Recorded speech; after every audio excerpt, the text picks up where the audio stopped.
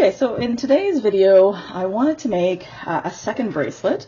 So my husband basically, I ended up making a bracelet elbows up with a particular type of clasp. This kind of clasp actually allows for, it's got a lobster claw, okay, as you can see there. And depending on where, you hook it up, it allows it to have a little bit of flexibility in terms of width. So the first thing you want to do when you do a bracelet is you want to obviously measure the wrist, okay, or at least get an approximation. The clasp is important depending on how you're planning to attach it, because some clasps have a little bit of give, so this is definitely adjustable. The other clasp that I'm going to try, I'm going to do a second one like this, but this time this clasp here, okay, when you take it out, basically it's a tube, all right, that basically slides in and out of itself, okay, but this will be tied on at the end, and so because of that, there's not obviously a lot of adjustability, so I've got to be pretty bang on to the size I actually need for this one here. Okay, so we'll see how successful I am with that one there. I had some snafus at the end of making this particular one, so I actually brought it back to the bead store. I'm like, can you put it on for me properly, because I don't want to screw it up again. But we'll talk about that when we get to it. Okay, this one here, as you can see with the clasp, it does move back and forth, but I could have definitely made it wider if I wanted to. So again, depending on the clasp you use, you may be actually stopped by the actual width of the clasp. There's also like a magnetic clasp that I could have gotten, but again, that one would be bang on, because of course it would just literally magnetize right here, and so you would have, at least the one that I saw, so you would need to have the exact amount. So this one here, I wanted to make the same one, but for myself. So this one here for my husband, I made, he's 7.5 inches wide, his wrist, mine are 7 inches. So you don't want to be super tight, but you don't also want it to come off the wrist either. So what I did is that I decided to take some grid paper. And when you do loom beading, so this is the loom beading here, it comes basically, it wasn't a very expensive loom that I bought. It's the, what is it here? Which one is this? Oh, the Beadalon loom beading, beading loom that I got. I think the cover of the box has actually changed. It comes with also instructions and things, which is great as well.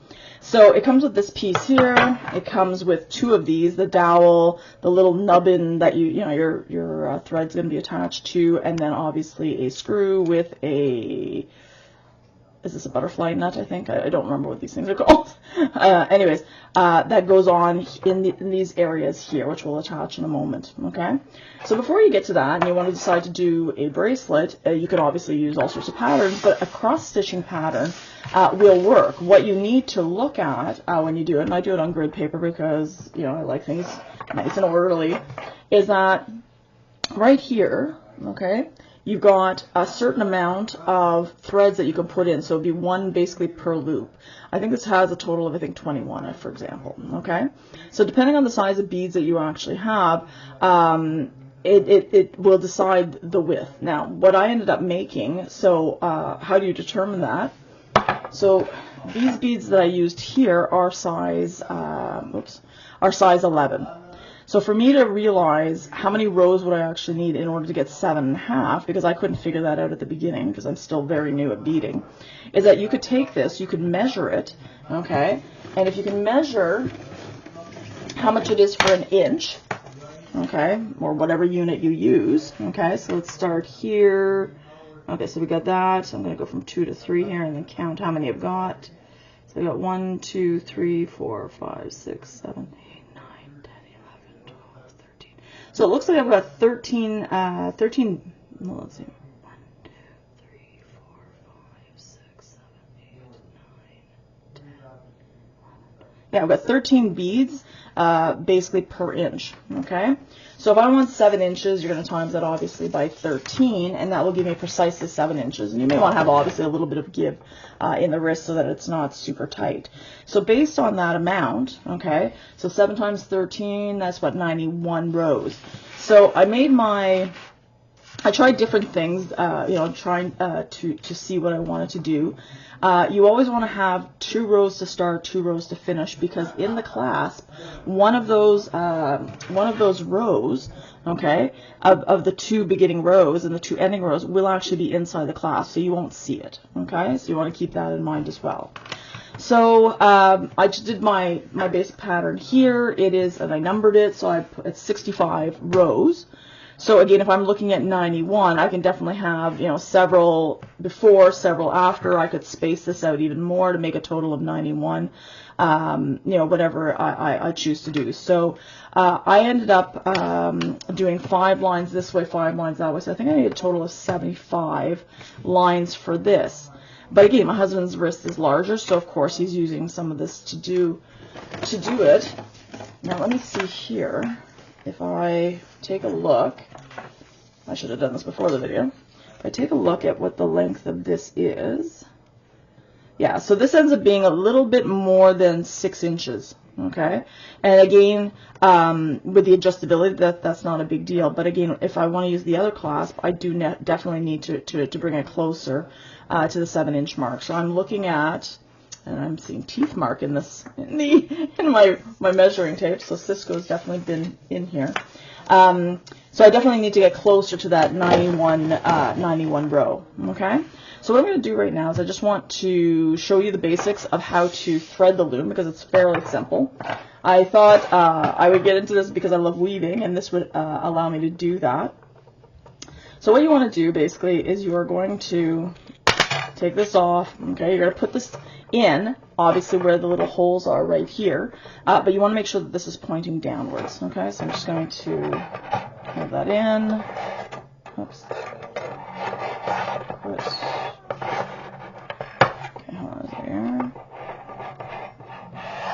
Trying to see what on earth I'm doing. Okay, there we go.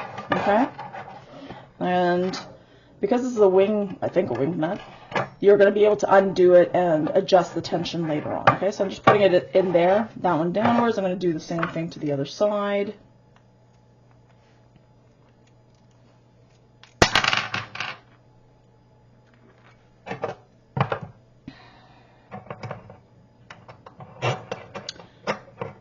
And I make sure that both, you know, the nuts are lined up on both sides, basically on the same sides, so that makes life a little bit easier instead of having opposite sides.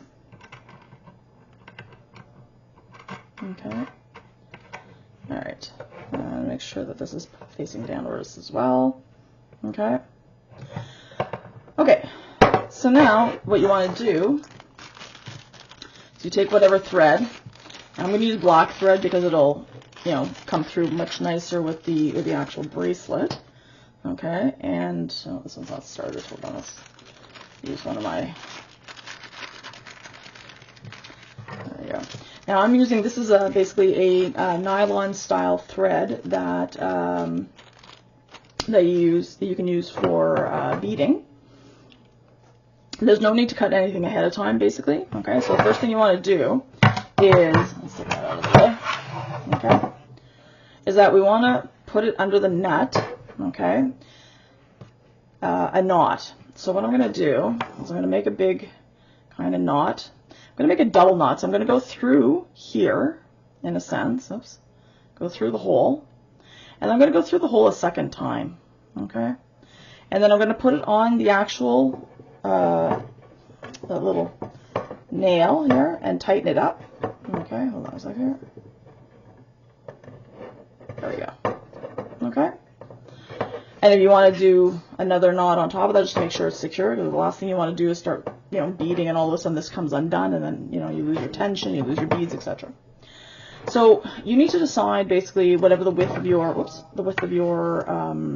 thing is going to be. You want to, you know, relatively center it. You don't have to, but whatever number you start with on this side, you need to start with the same number on that side. That's basically what it comes down to. This one here, my width is 1, 2, 3, 4, 5, 6, 7, 8, 9, 10, 11. Okay. So I'm going to start going through, and it's usually when you're doing it, it's a lot easier to go side by side. When you actually do the loom, you're going to do the actual beading, you'll do it this way here, okay? So I'm going to start on the 1, 2, 3, 4, 5. Okay, so here we go. So there we go. 1, 2, 3, 4. Yeah, I'm on the 5th one here. So I want to make sure that I'm going to be on the 5th one there. So it's 1, 2, 3, 4, 5. So let me move that over. Okay, so I've done the first warp. Now I'm going to come down onto this side here. All right, I'm going to wrap it around, all right, underneath, and then I'm going to go through the next one. Okay, so then I go through the next.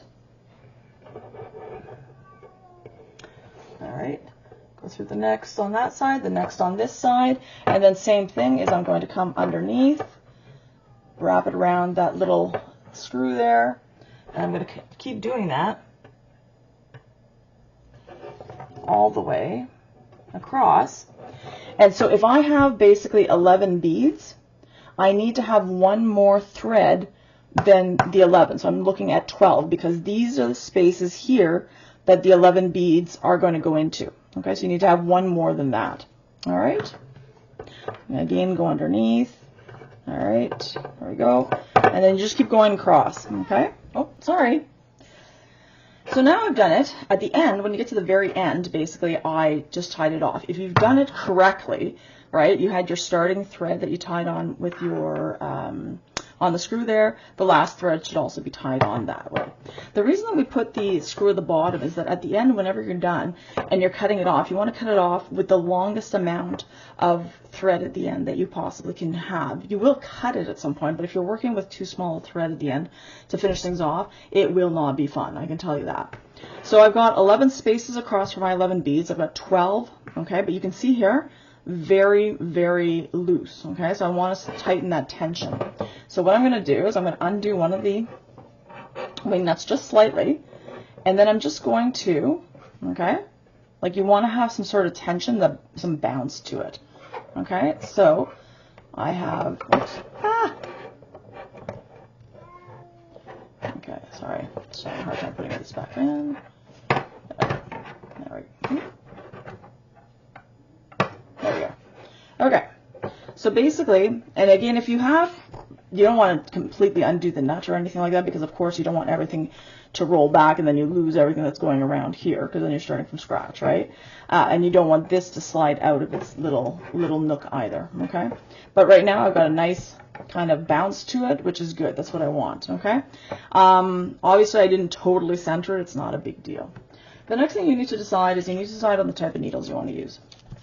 The first time I did, the first bracelet I did at the workshop that I did, we used, what was it? It was a size 10 needle, pairs best, it says, with size 10 or 11 beads, okay, by Gold Eye. Had no issues with these needles, but the original bracelet I did at the workshop was much narrower. I think it was only 7 threads. So these needles, basically, even though they're longer needles, because you can get shorter needles, they were longer needles, they worked fine. The problem is that I have very short fingers, and so because you're going to be putting your finger across the bottom here, and if your needle is too short, what's going to happen is that when you pick up your needle, your beads, they'll either fall off the pointy end or they'll go backwards back down the thread, which is a pain to have to deal with. Okay, so I ended up buying longer beads for this particular project. This one came from Beadalon Jewel Loom.